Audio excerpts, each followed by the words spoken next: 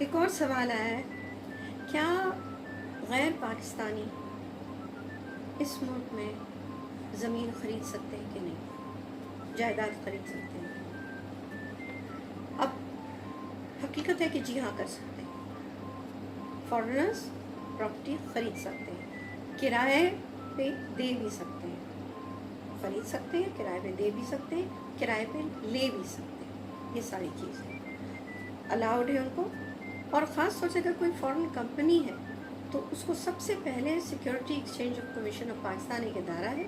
وہاں جانا پڑتا ہے، وہاں پہ باقاعدہ اپنی کمپنی کو رجسٹر کرنا پڑتا ہے، اس میں memorandum of article association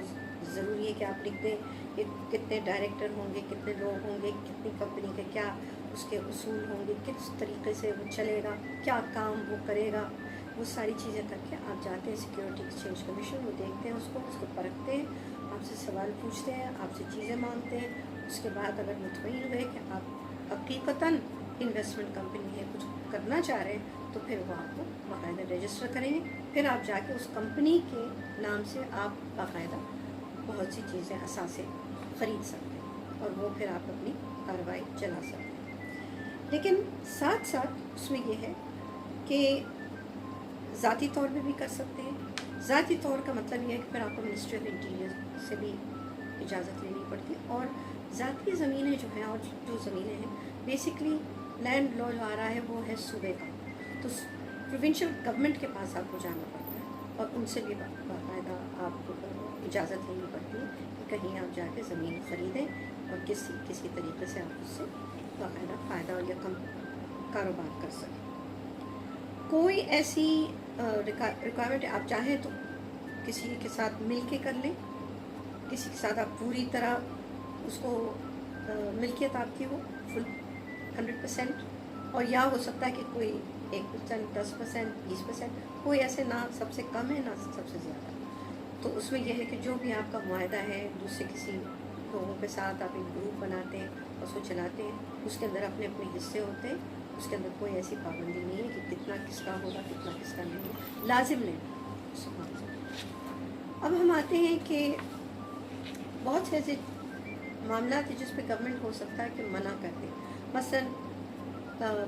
arms and ایمونیشنز، بندوقیں،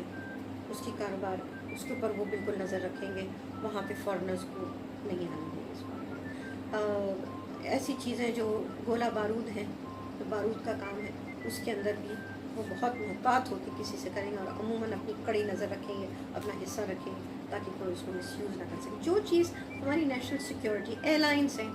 ہمارے ہوائی جہاز ہیں، اس کے اندر وہ کہنا کہ ہم فل طریقے سے ہم ان کے ساتھ معاہدہ کر سکتے ہیں، معاہدے کے ساتھ وہ یہاں لینڈ کر سکتے ہیں، جا سکتے ہیں، مگر کوئی ٹوٹل مناپلی ان کی نہیں ہو سکتی۔ اس طرح کے بڑے بڑے ادارے ہیں جہاں پہ گورنمنٹ تھوڑا سا سوچتی ہے، سوچ سمجھ کے پھر معاہدہ کرتی ہے، تاکہ ایسا نہ ہو کہ جیسے ایک زمانہ تھا جب انگریز یہاں آئے تو انہوں نے یہی ایک طریقہ شروع کیا جس کے ذریعے سے انہوں نے شروع کر دیا کہ کہاں پہ چیزیں اٹھانی اور زمینیں لینی، اور اس کے بعد آہستہ آہستہ پورے بر صغیر کو بھی ہضم کر گئے، تو اس لیے اس میں بہت زیادہ محتاط ہو گئے۔ اور دوسرا کہ جو کمپنیز آتی ہیں باہر سے، وہ باقاعدہ یہاں پہ جب شروع کرتی ہیں کاروبار، تو وہ ان کا حق ہے کہ وہ اپنے فارنرز کی بات کریں، وہ اپنے اگر انہوں نے ڈالرز لے کے آئیں تو ڈالرز واپس، یوان لے کے آئیں تو یوان واپس، وہ اپنے ملکوں کو بھیج سکتے ہیں، اس کے اوپر پابندی نہیں لگائی جاتی، کیونکہ وہ ان کی کمائی ہے۔ پاکستان کے اندر جو ٹیکس ان کو دینا ہے وہ ٹیکس دے دیتے ہیں، جو پھر ان کی اپنی ذاتی کمائی ہے وہ باہر بھیج سکتے ہیں واپس اپنے ملکوں میں۔ 100% اونرشپ کی اگر ہم بات کر رہے ہیں تو airline, banking, engineering, agriculture, media, اس میں پاکستان کا حصہ دار ہونا لازمی ہے، تاکہ کوئی ایسی چیز نہ ہو کہ اس کو باقاعدگی سے اس کا کوئی مس یوز کر جائے۔ تو یہ ہوتا ہے ہمارے فارنرز جو ہیں کہ کیا فارنرز یہاں پہ لے سکتے ہیں، زمین لے سکتے ہیں۔ ابھی بھی بہت سی زیادہ شور مچا ہوا ہے کہ ان کو نہیں باقاعدہ یہاں پہ زمین خریدنی چاہیے یا نہیں، ان کو یہ مشکل ہے۔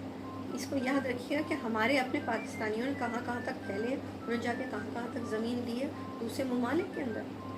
وہ اگر وہاں پہ اجازت ہے تو یہاں پہ ہم نہیں روک سکتے۔ ورنہ وہ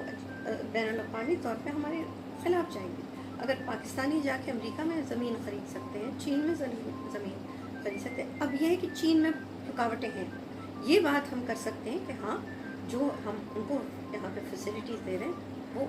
چین میں بھی ہونی چاہیے, تاکہ ہماری برابری ہو ایک دوسرے کے سلوک میں, اور قوانین کے ایسے رکاوٹ نہ ہو جس سے باقاعدگی سے ایسا نہ ہو کہ ان کا فائدہ ہو رہا اور ہمارا نقصان, یہ نہ ہو. بس اس چیز کو مد نظر رکھتے ہوئے باقی چیزیں ہم کر سکتے ہیں, ہم اس میں شامل ہونا چاہیے, مگر کڑی نظر رکھ کے تاکہ ہم بیوقوف نہ بن جائیں. بس اتنا,